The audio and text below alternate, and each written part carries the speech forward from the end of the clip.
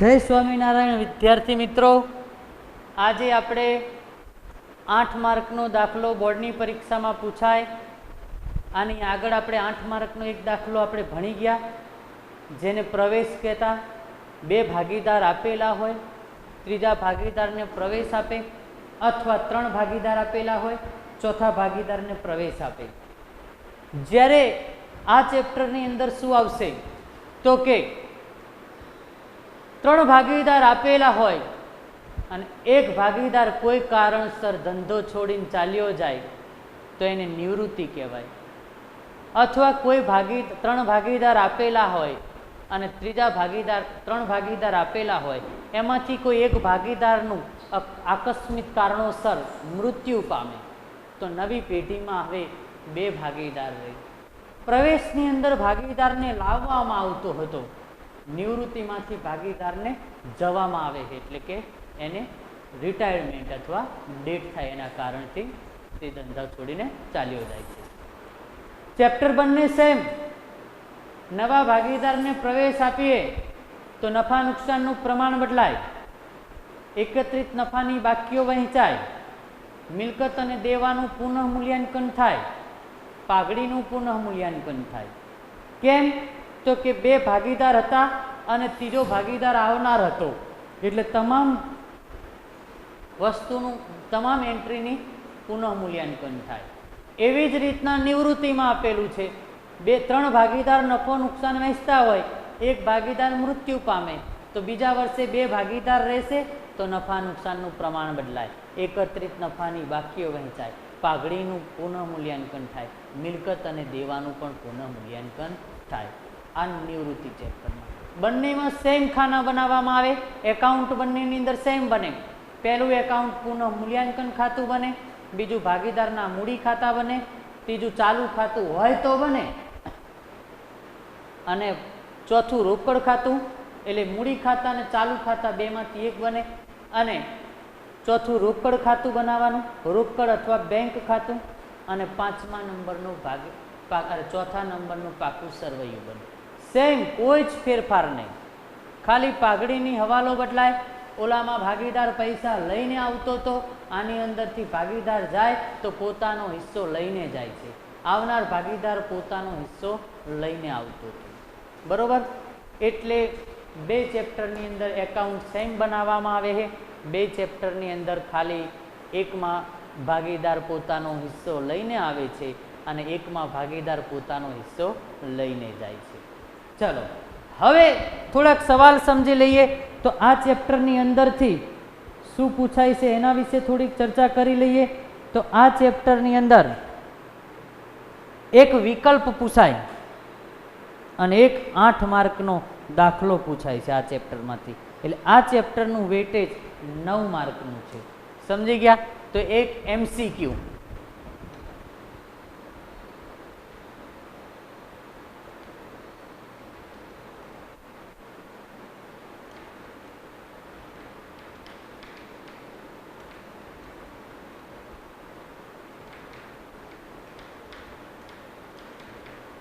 કુલ ગુણ, એક MCQ અને એક દાખલો. આગળના ચેપ્ટરમાં એક સવાલ હતો, એક દાખલો હતો. ચલો, હવે ભાગીદારની નિવૃત્તિના સંજોગો કેટલા? તો ભાગીદારની નિવૃત્તિના સંજોગો કેટલા? તો ભાગીદારની નિવૃત્તિના 2 સંજોગો છે. એક ભારતીય ભાગીદારી ધારા અનુસાર અને બીજું અંગત કારણોસર સ્વૈચ્છિક નિવૃત્તિ. ભાગીદારની નિવૃત્તિના 2 સંજોગો છે. એ ભારતીય ભાગીદારી ધારા અનુસાર, એટલે કે જે કાયદો નક્કી થયો હોય એ પ્રમાણે ભાગીદારની નિવૃત્તિ થાય. બીજી સ્વૈચ્છિક નિવૃત્તિ. બરોબર? યાદ રાખજો. ભાગીદાર મૃત્યુ પામે કે નિવૃત્ત થાય ત્યારે હિસાબી અસરો આપવા માટે શું ધ્યાનમાં રાખવું? જેમ પ્રવેશની અંદર આપણે ધ્યાનમાં રાખ્યું હતું એવી જ રીતના સૌથી પહેલા નફા નુકસાનનું પ્રમાણ બદલાય. તો ચલો નફા નુકસાનના પ્રમાણની ગણતરી કરીએ. પહેલી,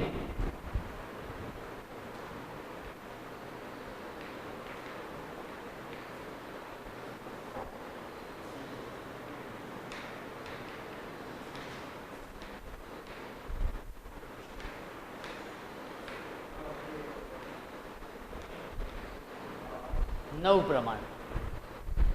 તો નફા નુકસાનના નવા પ્રમાણની અંદર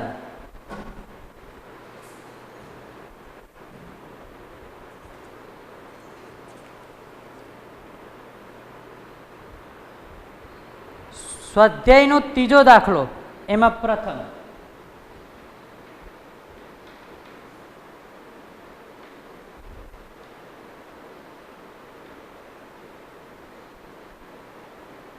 એક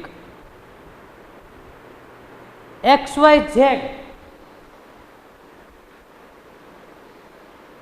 એક પેઢીના ભાગીદાર છે.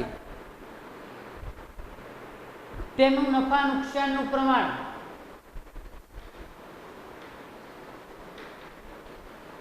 જૂનું પ્રમાણ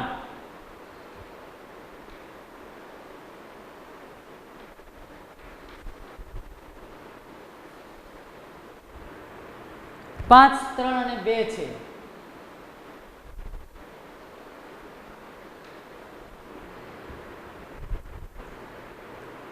ઝેડ નિવૃત્ત થાય છે.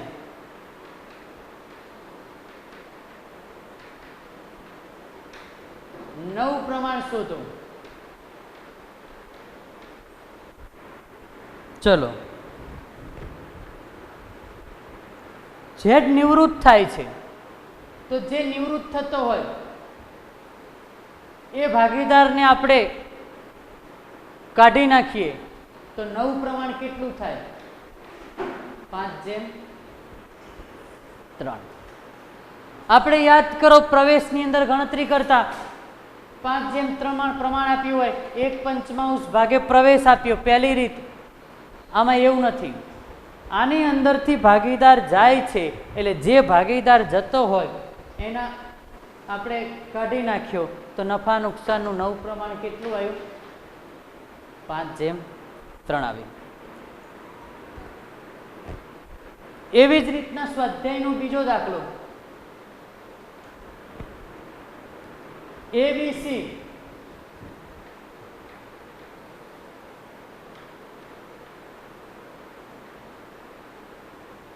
જૂનું પ્રમાણ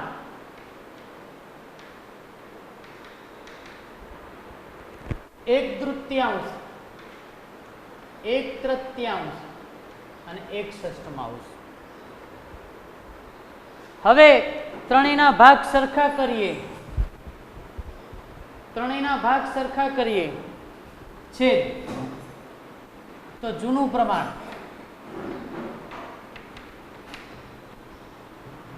6 છે.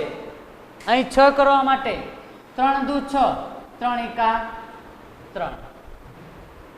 2 છે, 3 છે, 3 દુ 6, 2 એકા 6 છે તો ઉપર કેટલા આવશે? 1. 6 ભાગ સરખા થઈ ગયા. હવે પહેલો વિકલ્પ,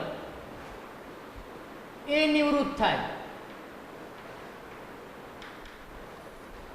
તો નવું પ્રમાણ એને કાઢી નાખીએ, નવું પ્રમાણ 2:1. બી નિવૃત્ત થાય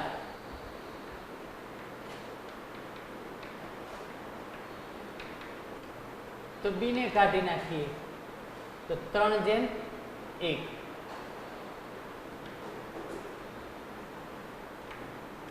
અને સી નિવૃત્ત થાય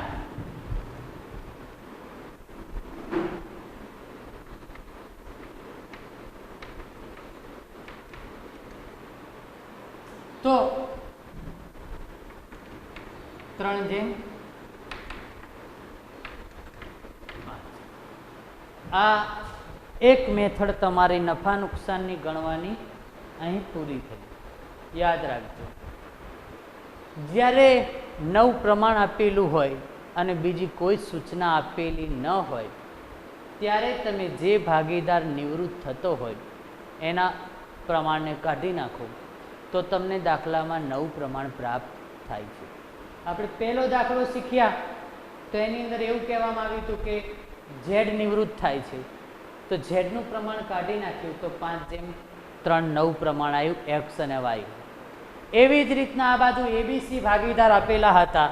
એબીસી ભાગીદારની અંદર 3 વિકલ્પ આપ્યા હતા. પહેલામાં એ નિવૃત્ત થાય તો એનું પ્રમાણ કાઢી નાખ્યું 2:1, નવું પ્રમાણ બી અને સી. બીજામાં બી કાઢી નાખ્યો તો એ અને સી નું પ્રમાણ 3:1 આવ્યું. ત્રીજામાં સી કાઢી નાખ્યો તો એનું પ્રમાણ 3:2 આવ્યું, એ અને બી. આ રીતના એક મેથડમાં નફા નુકસાનનું પ્રમાણની ગણતરી કરવામાં આવે છે. હવે ત્રીજો ધ્યાન રાખજો, થોડુંક વિકલ્પમાં પૂછાઈ શકે સાહેબ. ચાલુ છે? ચલો, PQR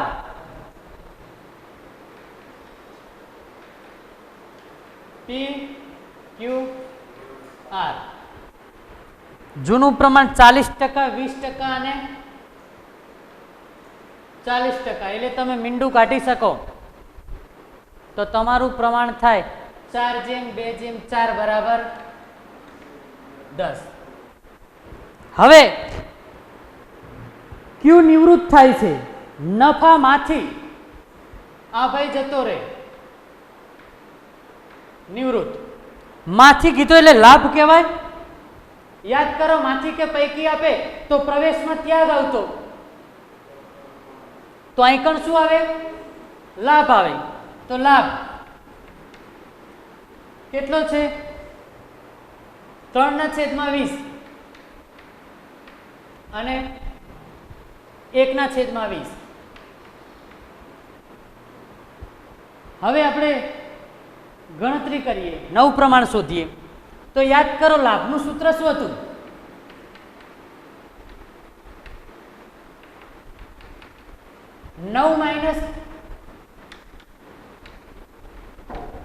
જૂનું આવું હતું લાભનું, યાદ કરો. તો આપણો લાભ કેટલો? તો કે 3/20 લાભનું પ્રમાણ. નવું પ્રમાણ શોધવાનું. જૂનું પ્રમાણ 4/10. હવે હું આને કૂદકો મારીને આ બાજુ લાવું. આપણે કોનો લાભ શોધીએ? તો પી નું નવું પ્રમાણ શોધીએ. ધ્યાન રાખજો.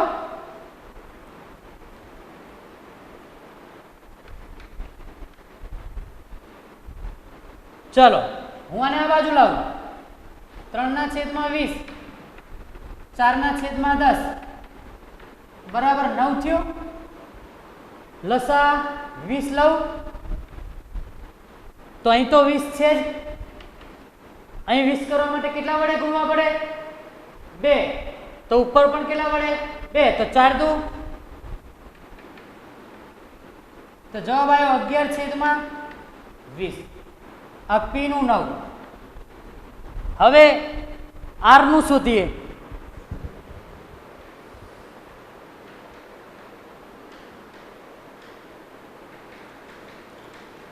તો લાભનું પ્રમાણ બરાબર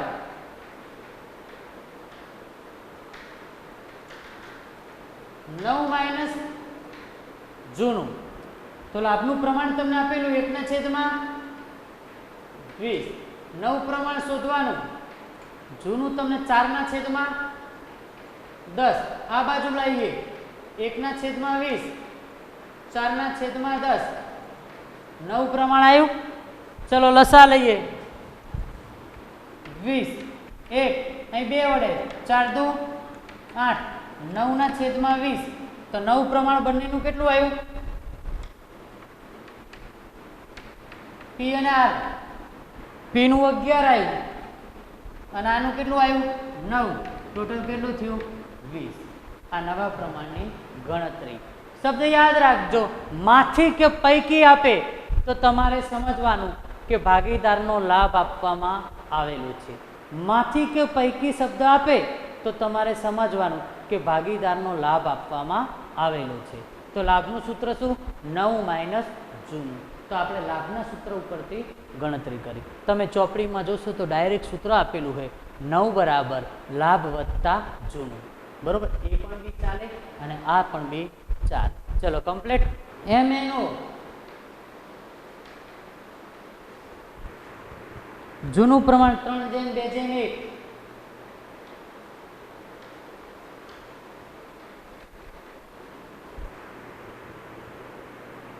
એમનો ભાગ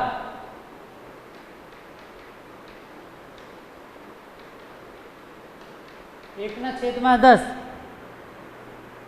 બાકીનો n શોધવાનો છે.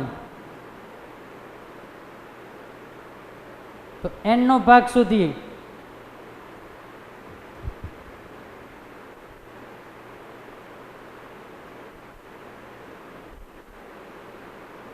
સોરી, ભૂલ થઈ, m નિવૃત્ત થાય છે.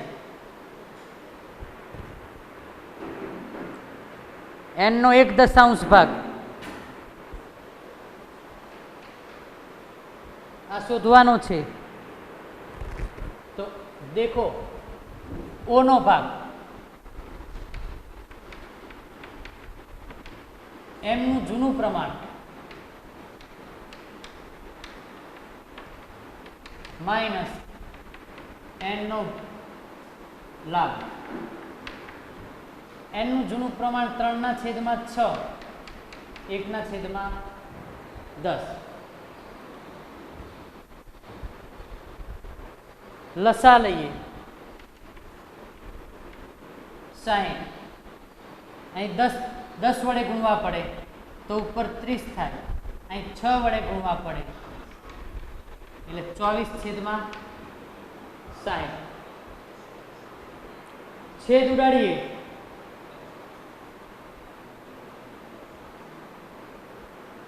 તો એનો લાભ આવશે. ચલો, નથી ઉડાડવા. 24/60. હવે n નું નવું પ્રમાણ